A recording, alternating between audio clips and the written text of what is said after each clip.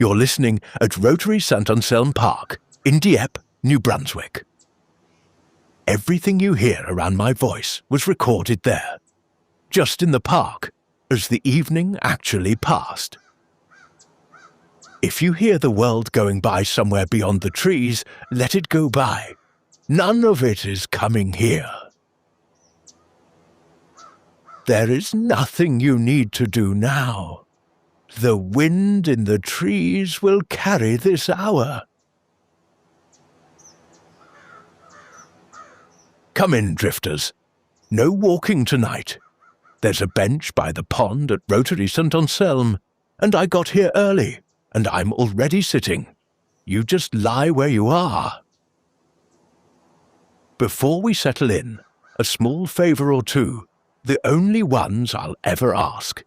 Somewhere under this episode, there's a place to leave a word.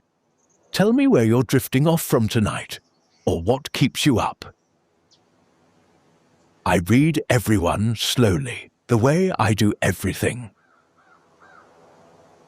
And if you'd like to find your way back here, follow the show. Think of it as leaving a lamp lit in the window for yourself. That's the whole favour. Now no more asks. The rest of this hour belongs entirely to you. You might wonder how a man who talks for a living gets himself to sleep. I keep a small kit by the bed, amber glasses when the lamp's still on, a strip across the nose so the breath runs quiet, a little magnesium with the last glass of water, small things. The whole list is written under this episode, right at the top for anyone curious. Not promises, mind you, just what I use. An old man's kit. The rest of it, the only part that matters, is a bench, a pond, and an old idea. All three are already here.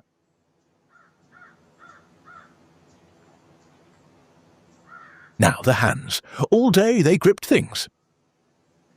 Find your right hand, wherever it's resting, and let it go loose. Not open, not closed, just loose, finger by finger, heavy as a glove someone set down. Now the left, the same slow letting. This is a long hour, with more quiet in it than talk, and that's on purpose. If my voice becomes just another sound in the leaves, that's the whole idea. Working.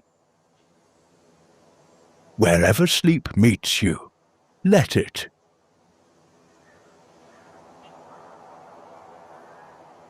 Tonight is for a particular kind of night thought. The ledger. The one that opens after dark and starts adding up where you should be by now. The career column, the money column, the house, the family, the shape of a life column. All of it measured against some schedule you never remember agreeing to. Behind. That's the verdict the ledger always returns. Behind. It never once, in the whole history of midnight accounting, has closed the books and said, "Actually, you're right on schedule." That alone should tell you something about the bookkeeper. And the answer to it is one of the oldest and gentlest things Epictetus ever said. It's about a fig. Everyone in tonight's story has been at rest for 2,000 years. Nothing in it can go wrong anymore. All that's left is the telling.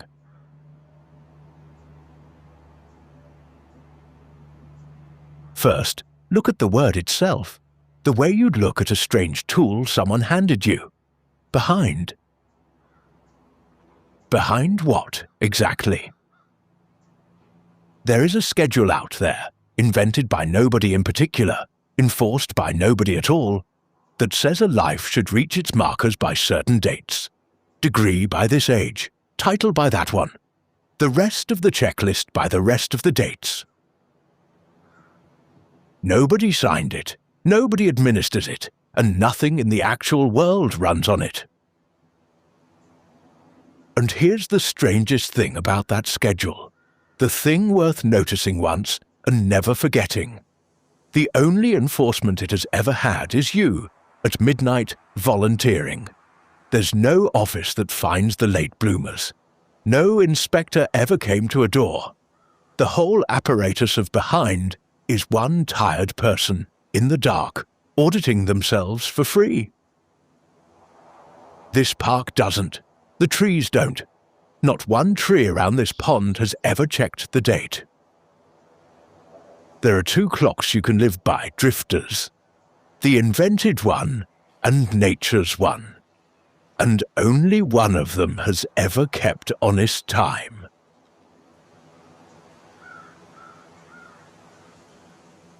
Here's how the fig comes up, because the setting matters. A student came to Epictetus in a hurry. He wanted what philosophy promised, the calm, the steadiness, the finished self, and he wanted it now, the way we all want it now. He was, you could say, feeling behind. And the old teacher, who had waited 50 years for his own life to begin, pointed him, more or less, at a fig tree.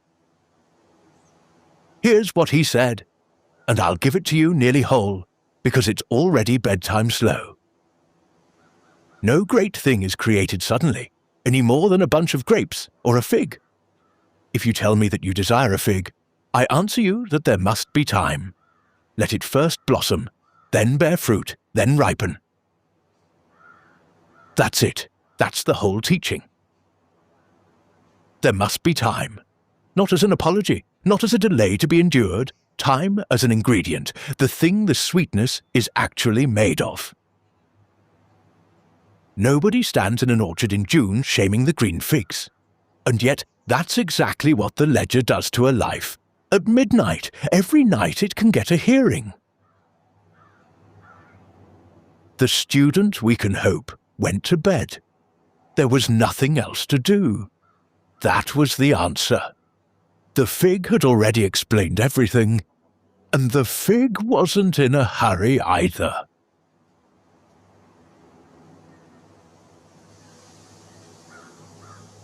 Notice the stages he names, because he names them on purpose.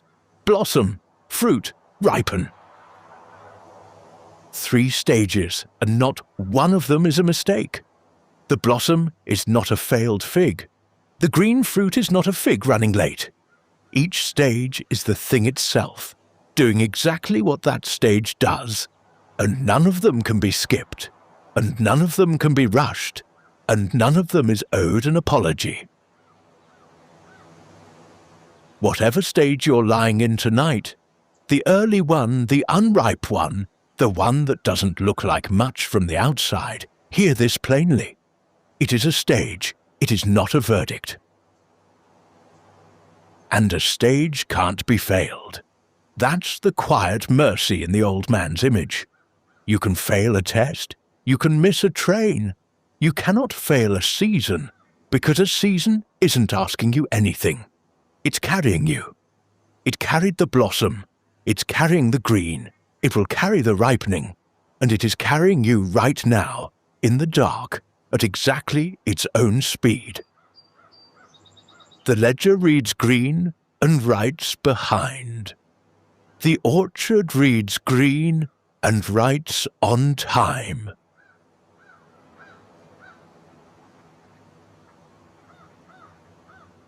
I'll tell you where I learned this with my own hands, because I did learn it with my hands. I split and stack firewood, have for years. And here is the first law of firewood, the one nothing bends. Green wood will not burn well, and no force on earth ripens it early. You can split it finer, you can stack it prouder, you can want it dry with everything you've got. Doesn't matter. The water leaves the wood at the speed water leaves wood. A year in the stack, wind through the rows, and then, only then, it's ready, and it burns clean and hot and easy. The year is not the delay before the firewood. The year is the firewood. And here's the part the ledger really can't answer. The people who buy good wood know all this. They pay for the year. That's what seasoned means. That's the whole word. Time in the thing. Nobody wants the shortcut. The shortcut smokes and spits and doesn't warm anybody. I have never once stood at the stack and called the wood lazy. I've stood there plenty, on winter evenings, glad of it, the rows quiet and full of last year's patience. And yet, at midnight, the ledger will call a whole life lazy.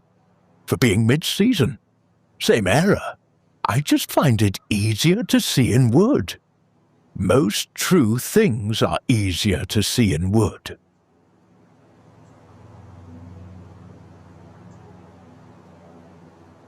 And the comparing, because that's the sharpest page in the ledger. The people who seem further along. Here is what you're actually seeing when you see them. Their season, not their timeline. You're seeing one frame of an orchard you've never walked. Rows ripen in different weeks.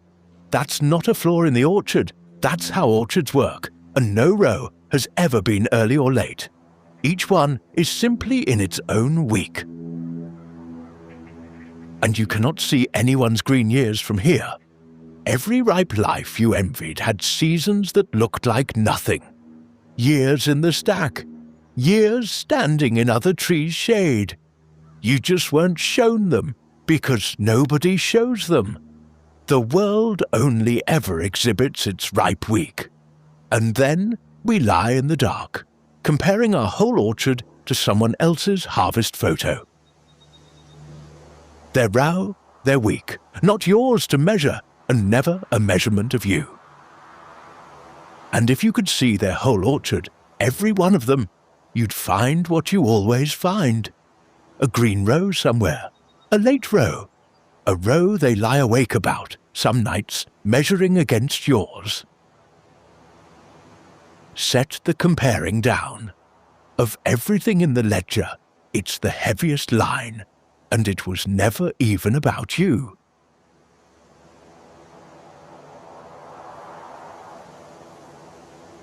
Now, the man himself, because his own timeline is the quiet proof of his teaching. Epictetus, if you're new to this hut, was born a slave. We've walked his whole life together in another episode. Tonight, just the dates. He spent his youth and his young manhood as property. And here's what those years held, the ones the calendar would call lost. He was listening. He was allowed somehow to attend the lectures of the best philosopher in Rome, and he stood at the edge of that room, owning nothing, absorbing everything, root work, invisible rings, the kind of growing that shows nothing above ground for years. He was middle-aged before he was freed. He was past 50, banished from Rome, starting over in a small Greek town, when he finally opened the little school that became his life's work.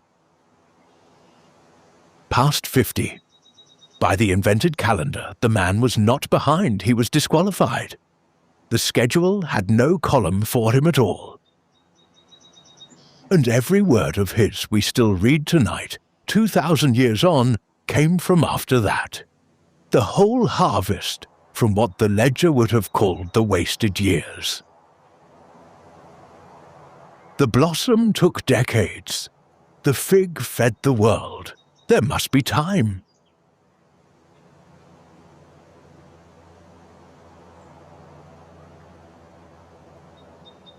Marcus, the emperor who kept those teachings by lamplight, wrote a line in his private notebook that belongs on this bench. In words I've made just a little more modern. Everything is fruit to me which your seasons bring, O nature. From you are all things, in you are all things, to you all things return. Everything is fruit, not just the harvest. The waiting is fruit, the green years are fruit, even this hour, this dark, this rest fruit, brought by the season that brings it. A man who ran the world, reminding himself at night that he did not run the seasons. He commanded armies and treasuries and the fates of provinces. And every autumn came exactly when it came anyway, and he found that restful. He wrote it down the way you'd write down good news. And didn't need to. They were already running. They'd never once needed his help.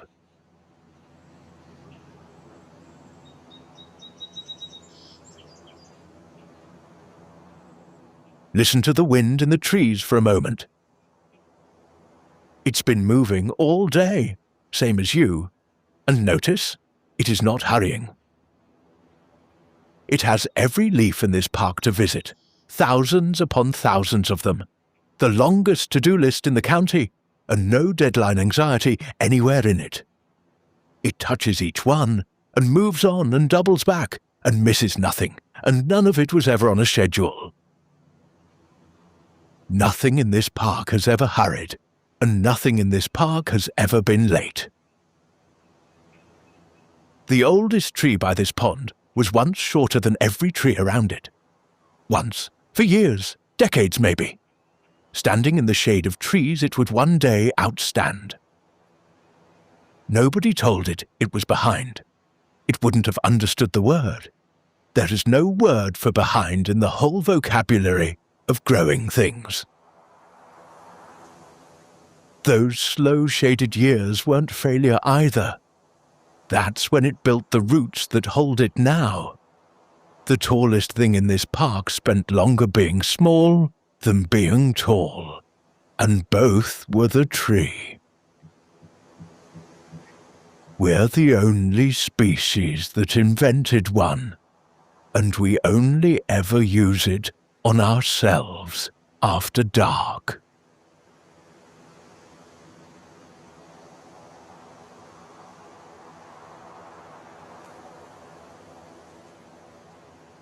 So let's do the sorting, right here on the bench, one page of the ledger at a time.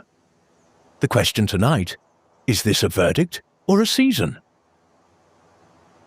The milestone you haven't reached, the one the calendar says you should have by now, hold it up. It's a season, somewhere in blossom, somewhere in green, moving at the speed such things actually move, which was never the calendar's speed. And notice, gently, that wanting it sooner has never once made anything sooner. The wanting is just wait, and wait is for setting down. Set it down. The path that started late, the years that look from midnight like they went nowhere. Ask the woodpile. Ask the man who started at 50. The years in the stack are not the delay before the life. They are the life. Seasoning, set it down.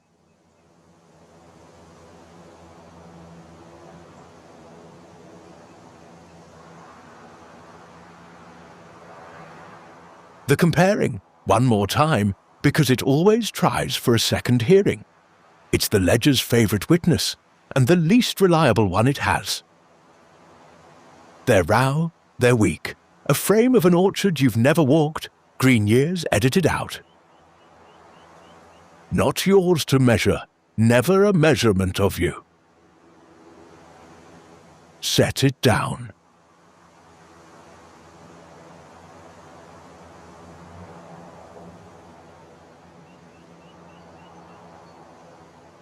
And whatever you did or didn't get done today, the day's own small ledger. The day was one day of a long season. It did what days do. It added its little bit of sun and weather to things that ripen slowly, and then it ended, because days end. You can't see today's growth. You never can.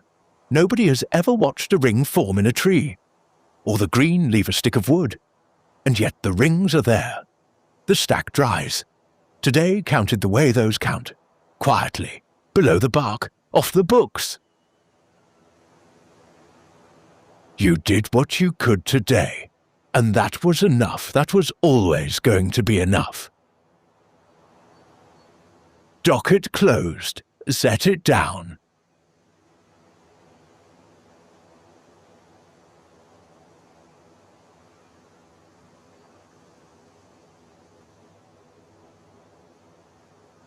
Here's the part of this teaching that belongs especially to the night, and it's my favorite part.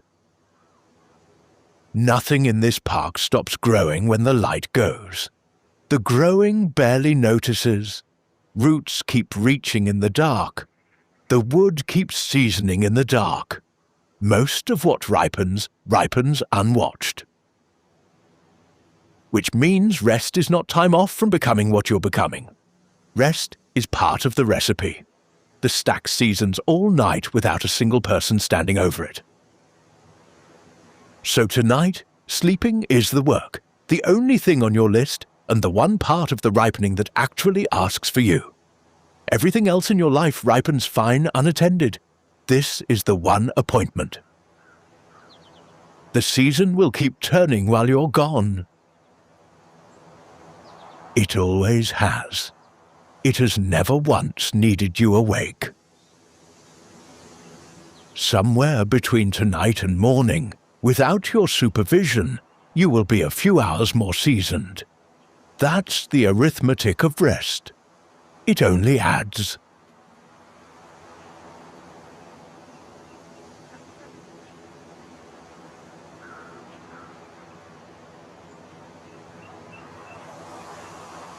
Some things are yours, most things are not.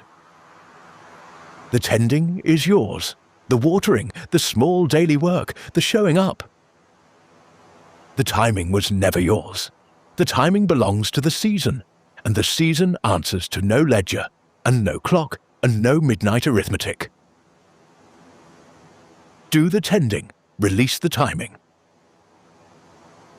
That's the same short list it always was, wearing garden clothes. Your judgments, your choices, your response, the watering can, the weather, the harvest date, the other rows, never in your hands, and never needed to be. That's the whole practice in orchard terms. And tonight, even the tending is done. There's nothing left on the branch but rest.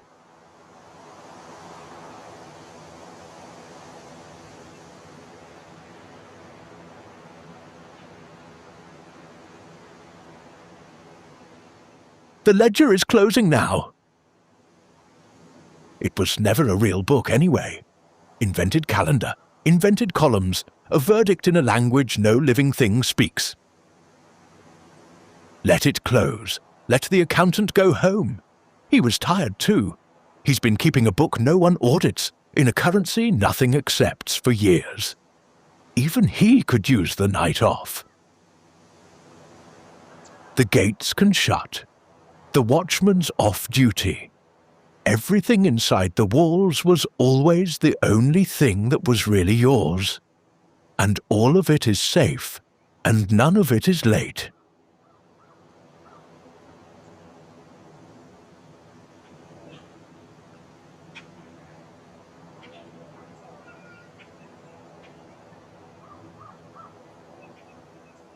You are not behind, drifters. You are in season. There's a difference, and the difference is the whole night's rest. Say it once, inside, in your own voice, and let it be the last accounting of the day. In season, on time, enough.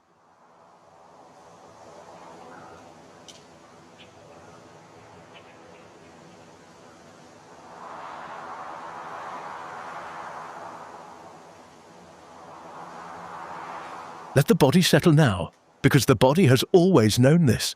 The body has never once been behind. The jaw, unclenching, back teeth just apart. The shoulders down off the ears, sliding home. The chest softening on every breath out, the hands loose as gloves. All the way down to the feet, heavy, pointing nowhere, going nowhere. Growing things don't strain. Look at this whole park. Not one clenched muscle in it, and everything getting done.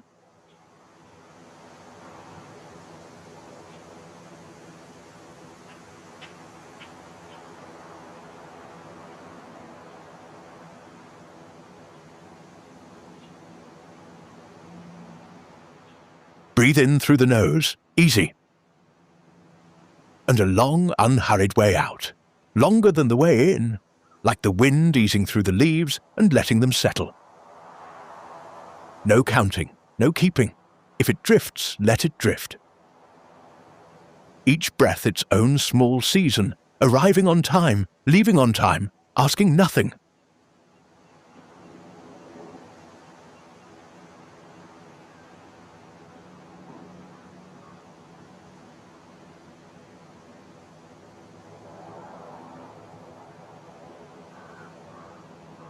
The wind is still moving through the trees.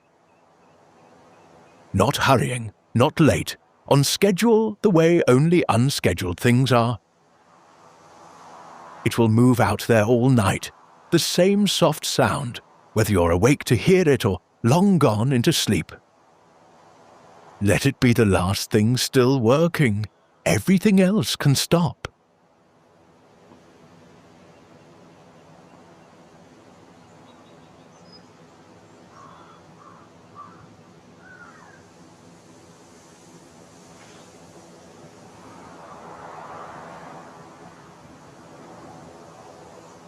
What you set down tonight will keep until morning. Things worth keeping usually do. And things not worth keeping, the wind takes.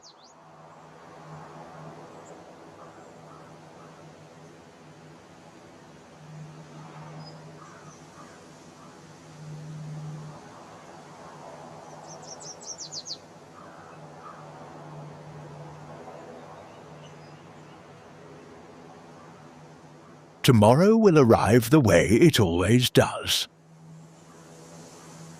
Not all at once, 1 hour at a time, handed to a rested person in daylight. One more day of sun and weather, added to things that ripen slowly. That's all any day has ever been.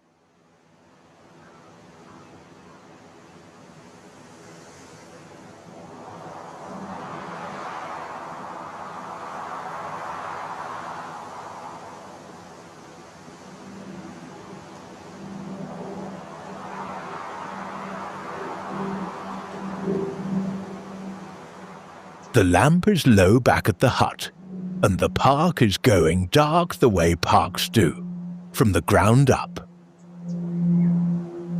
The dark out there is growing dark, working dark, the kind the roots use. Nothing in it is judging. Everything in it is becoming.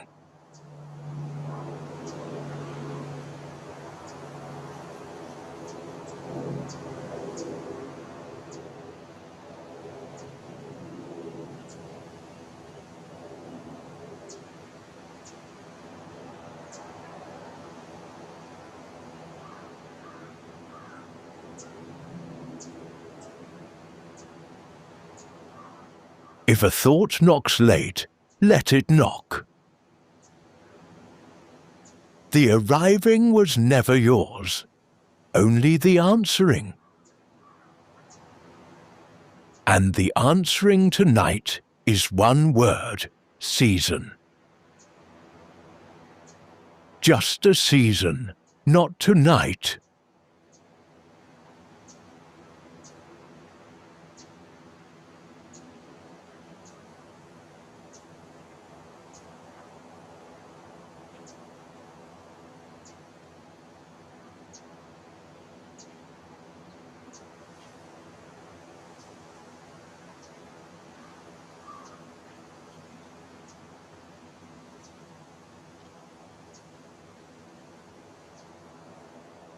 No fig has ever ripened by worrying. Not one, in the whole long history of orchards. They ripen by hanging there, held, doing nothing, full of time. You know how to hang there, held. You're doing it now.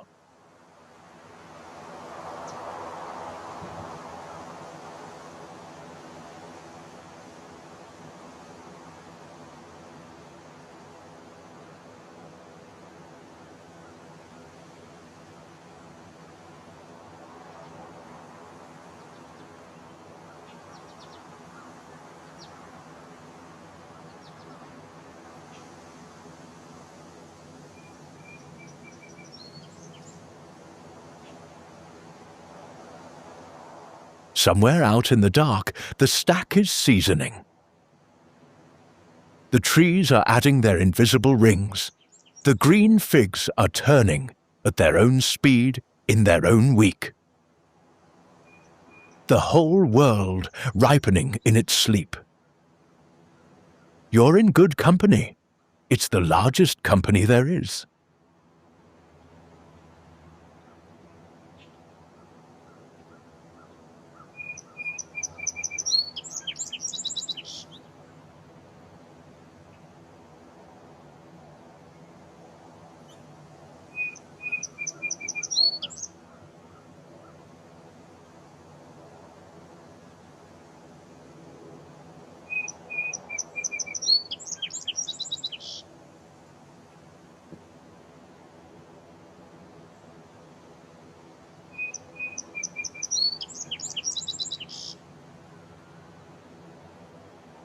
There must be time, the old man said. There is. There's all of it. The night is made of nothing else. Take some. It was always yours.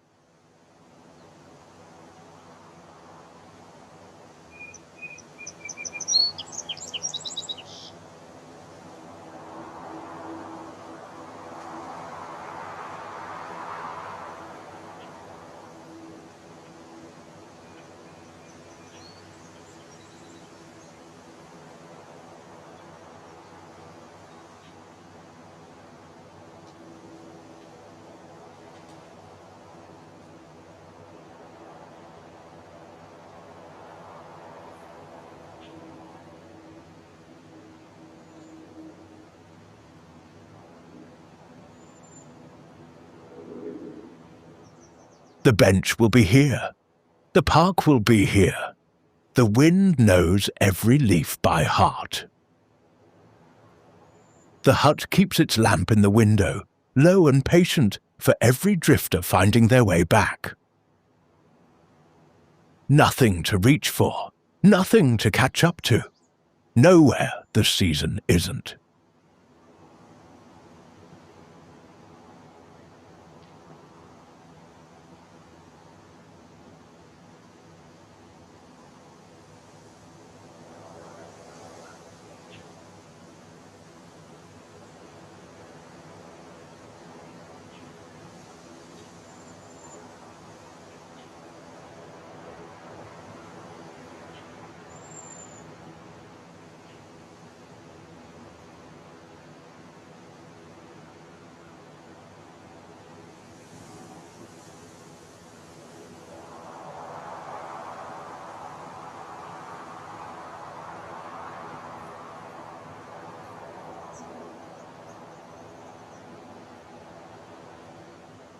Blossom,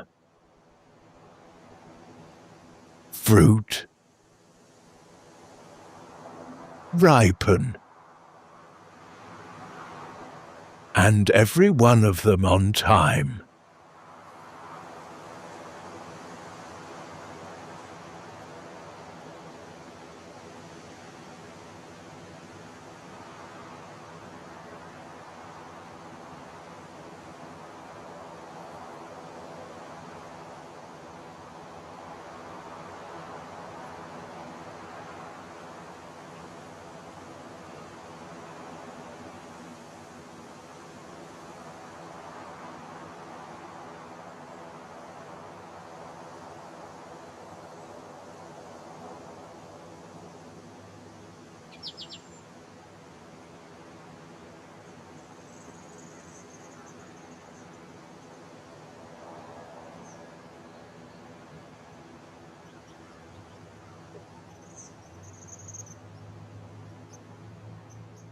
Only what the season asks.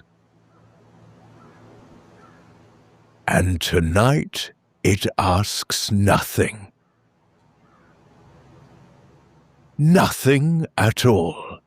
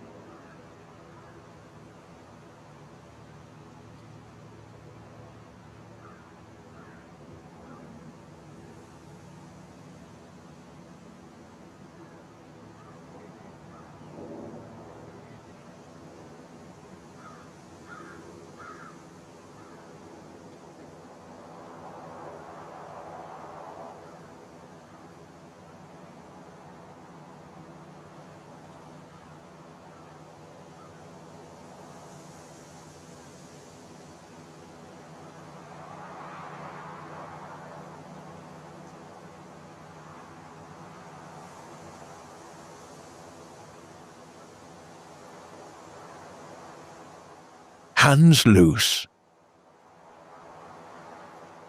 Breath long. Nothing to hold. Nothing to chase.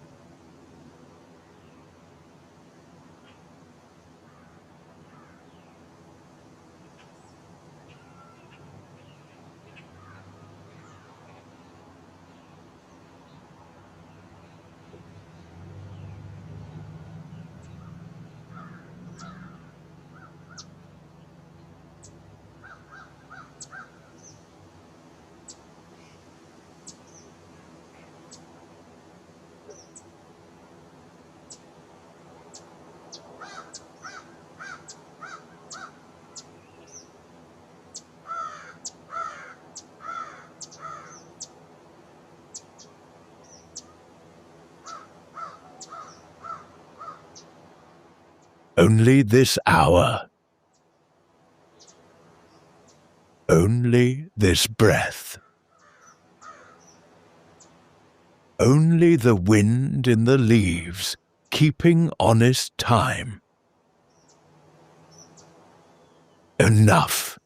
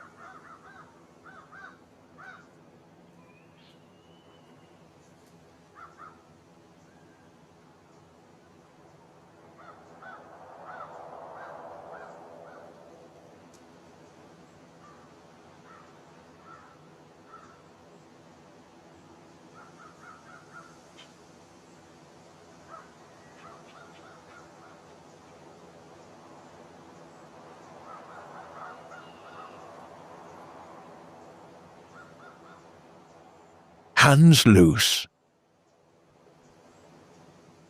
Breath long. Nothing to hold. Nothing to chase.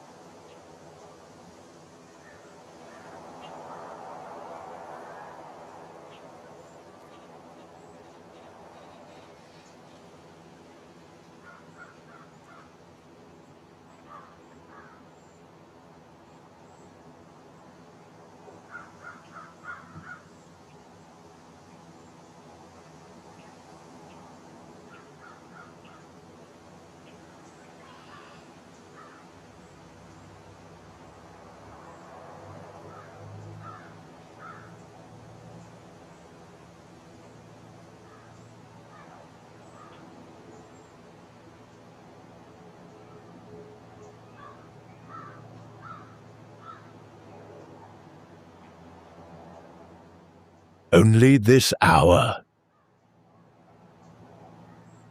Only this breath. Only the wind in the leaves, keeping honest time. Enough.